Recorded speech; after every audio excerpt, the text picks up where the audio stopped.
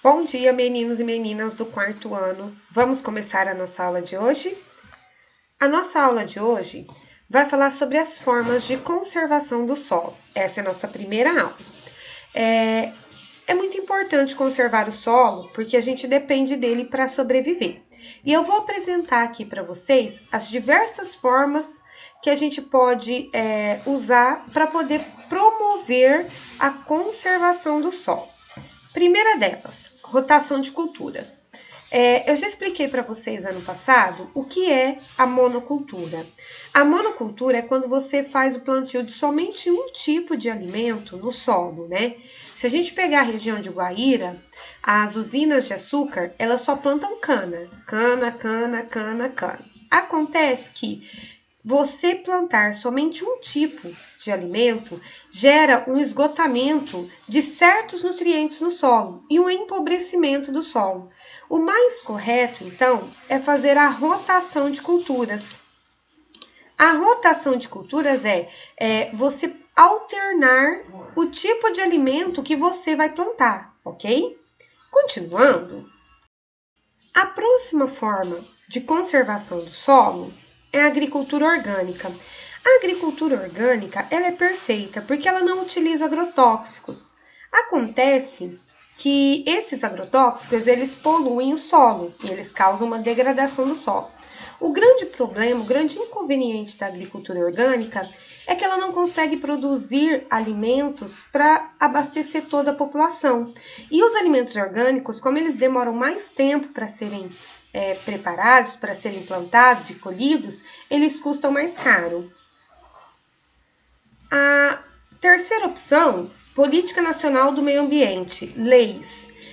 As leis devem existir para proteger e preservar o solo, e quem não cumprir com as leis de proteção ao solo deve ser punido.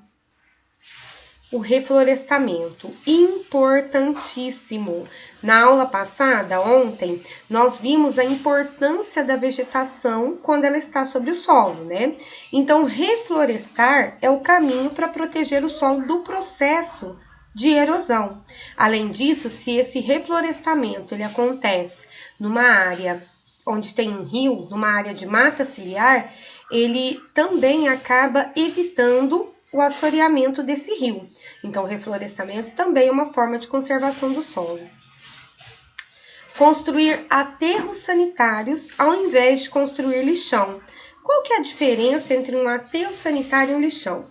O lixão, que é a primeira imagem que vocês estão visualizando aqui, o lixo é jogado em cima do solo sem nenhuma proteção para esse solo. E ali esse lixo se decompõe, gera um líquido preto muito fedorento chamado chorume, que também é tóxico e vai poluir esse solo. No aterro sanitário, é cavado um buraco, o solo é encapado com uma lona de PVC, com uma lona plástica, embaixo dessa lona plástica é colocada uma camada de argila. Então, existe todo um cuidado e uma preparação para que esse solo possa receber esse lixo. Então, a maneira correta é o aterro sanitário. Futuramente, quando o aterro sanitário fica desativado, ou seja, quando ele não cabe mais lixo nele, eles tampam tudo com terra e sempre fazem uma praça naquele local, plantando árvores e grama, ok? E por último, diminuir o consumo. Por quê? Quando você consome demais, você gera muito lixo. E gerando muito lixo, você polui o solo. E também o alto consumo de produtos faz com que a indústria tenha que buscar mais matéria-prima no meio ambiente. E a retirada dessa matéria-prima também pode degradar o solo, ok? Meninos, o assunto da aula de hoje é esse. Eu já expliquei agora. Essa explicação que eu fiz para vocês, ela é basicamente o que vocês precisam saber para responder os exercícios. Mas antes de passar para os exercícios agora, nós vamos grifar na apostila tudo isso que eu falei. Vamos lá? Apostila grupo 3, página 175. Eu vou ler o que vocês devem grifar.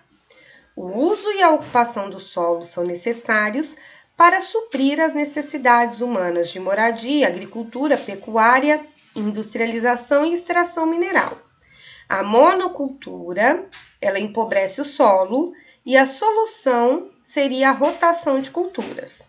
O uso de agrotóxicos também empobrece o solo e a solução é a agricultura orgânica. Também é uma forma de preservação do solo, a política nacional do meio ambiente. Se tem alguma parte que você não entendeu da minha explicação, dentro desse texto você consegue fazer a leitura e relembrar o que eu disse.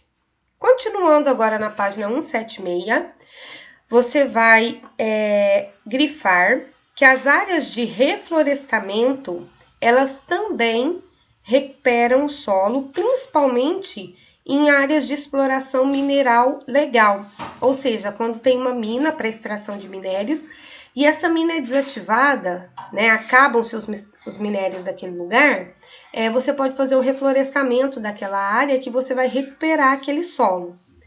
Então, o reflorestamento, ele promove a recuperação do solo. E existe também, eu não comentei com vocês no primeiro slide, as áreas verdes. O que são áreas verdes? São áreas de floresta nativa que devem existir dentro das propriedades rurais. É obrigatório que cada propriedade rural tenha um pedacinho, de uma área verde. Essa área verde é para quê? Para preservar uma parte do solo daquele local.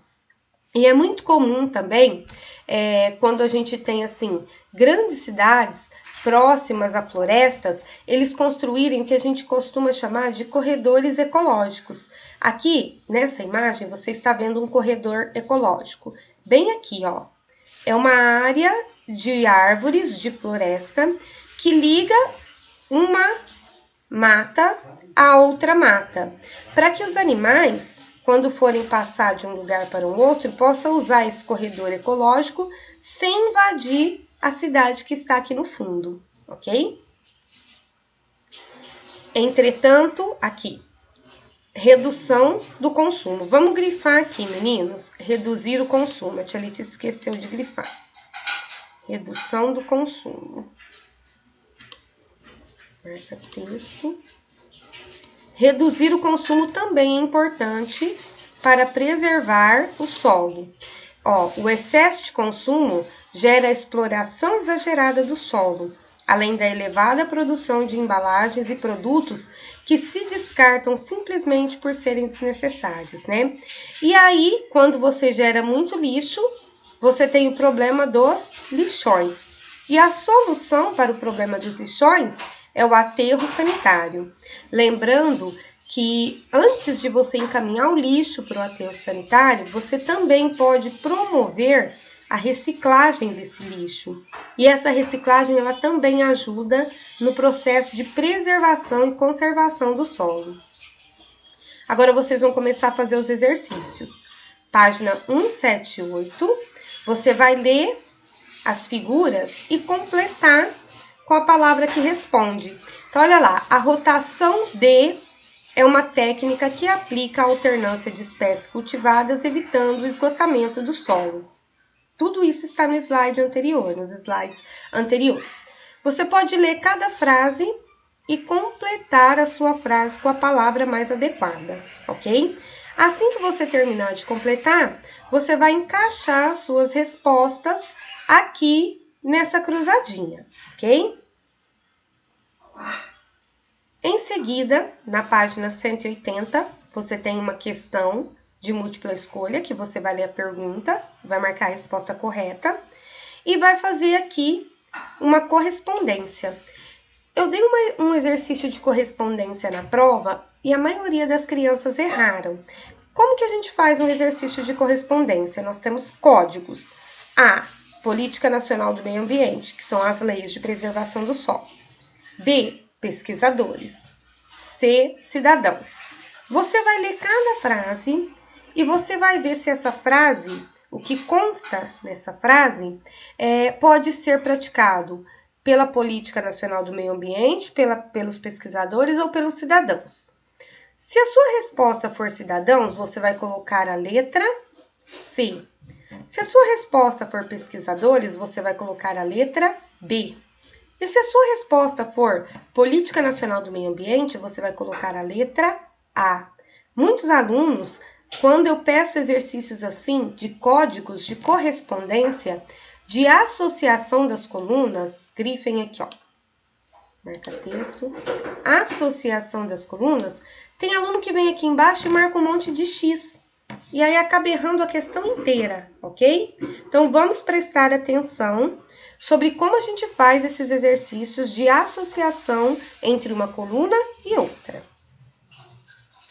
Agora nós vamos continuar a nossa aula na disciplina de História.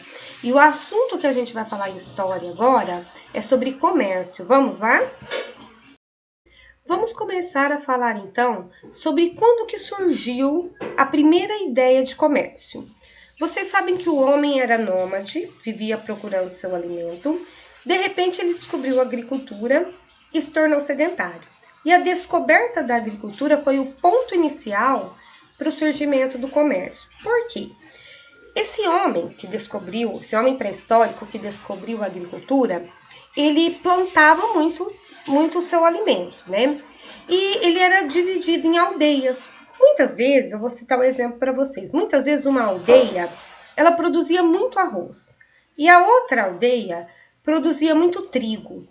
Eles consumiam todo o arroz, mas ainda sobrava. Os outros consumiam todo o trigo, mas ainda sobrava. Então, eles trocavam arroz pelo trigo. E aí, eles conseguiam ter dois tipos de alimentos diferentes, plantando somente um. Essa foi a primeira ideia de comércio que surgiu, mas não era feita com dinheiro, era feito baseado-se na troca, ok? Com o passar do tempo, com a idade dos metais, assim que o homem pré-histórico começou, lembra que nós estudamos a idade da pedra lascada, a idade da pedra polida e a idade dos metais? Justamente na idade dos metais, o homem começou a produzir objetos de metal. E foi assim que surgiram as primeiras moedas. Lembrando que as primeiras moedas que surgiram naquela época, elas não eram assim redondinhas, como vocês podem ver nessa foto. Na verdade, eram objetos feitos de metal, um punhal, uma faca, e esses objetos começaram a ser usados nas trocas por alimento. E assim sendo, eles tiveram a ideia de então cunhar essas moedas, porque eles sabiam que o metal era muito valioso. E assim surgiram as moedas. E agora nós vamos falar sobre os primeiros povos a praticar comércio. O primeiro e mais importante foram os fenícios. Os fenícios viveram na região onde hoje é a região do Líbano, né? E eles são os grandes povos comerciantes da antiguidade. Por quê? A terra onde os fenícios moravam, que é o atual Líbano, era uma terra muito improdutiva, não dava para plantar nada. Então os fenícios automaticamente, eles tiveram que buscar alimentos de outros povos, ou seja, comprar o alimento de outros povos. E assim eles foram o primeiro povo a praticar o comércio. E eles desenvolveram altas técnicas de construção de navios e embarcações para que eles pudessem navegar pelo mar Mediterrâneo para poder ir em busca destes alimentos. Em seguida, nós temos os chineses, que desenvolveram também um grande comércio e o principal produto deles era a seda. Até hoje, a China, ela é forte no comércio, né? A maioria dos produtos que a gente usa vem da China, são fabricados na China. Com toda essa questão de coronavírus, vocês estão vendo tanto que os países dependem da compra dos produtos chineses, né? Isso começou aonde? Começou lá na antiguidade. Também nós temos os vikings. Os vikings, eles eram comerciantes, eles navegavam para comprar os seus produtos, e uma grande característica deles é que eles eram um povo muito violento. Eles viveram nas regiões onde hoje é a Dinamarca, a Noruega e a Suécia. E a história dos vikings, ela é tão forte que existe até uma série na Netflix que chama Os Vikings. Então, lembrando que os vikings também foram um dos primeiros povos que praticaram comércio, ok? Essa é a aula de história, meninos. Expliquei tudo que eu tinha para falar para vocês sobre a origem do comércio e os primeiros povos a praticarem esse tipo de comércio, ok? Agora nós vamos para a apostila grifar tudo que eu falei para que vocês possam resolver os exercícios. Página 182, apostila grupo 3. Você vai grifar: a atividade de trocar, vender ou comprar um produto ou mercadoria é chamada de comércio. Aqui tem a explicação sobre quando surgiu o comércio. A produção de alimentos passou a ser maior do que a necessidade dos grupos que os produziam. O que fazer com o que sobrava?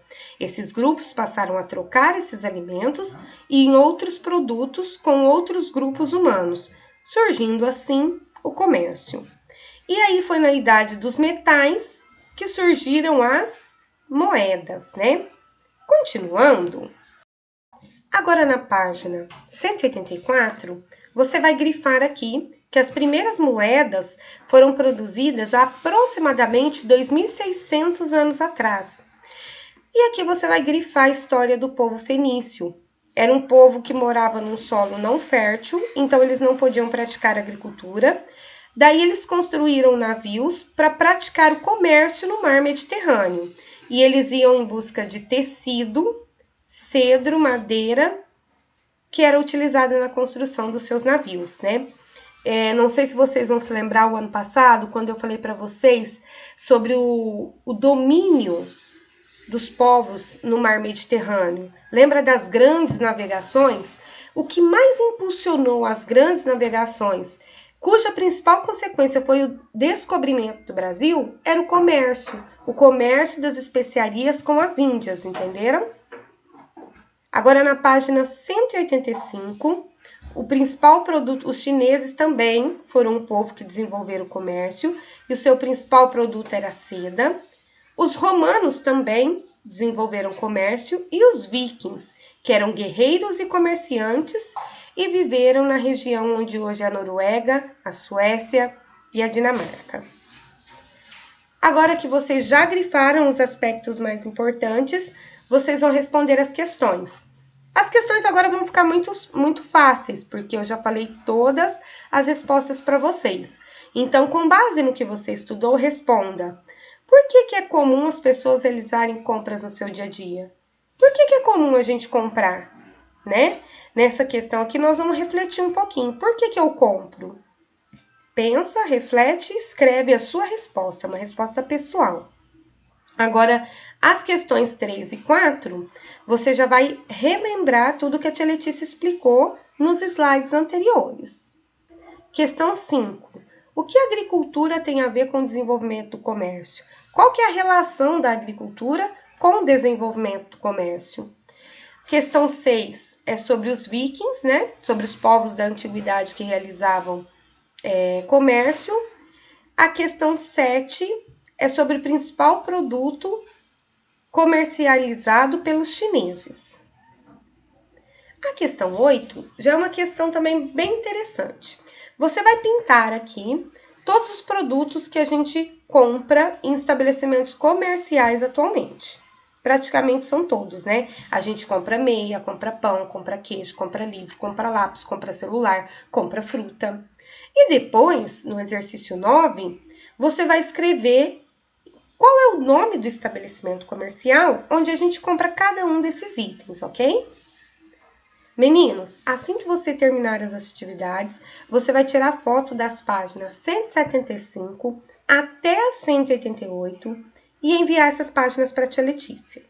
Foquem a câmera do celular na página para não ficar desfocado, senão eu não consigo ler e a gente perde tempo na correção, tá bom? Me mandem as fotos o mais rápido possível para que eu faça a correção com vocês, ok? Um beijo e até a próxima aula!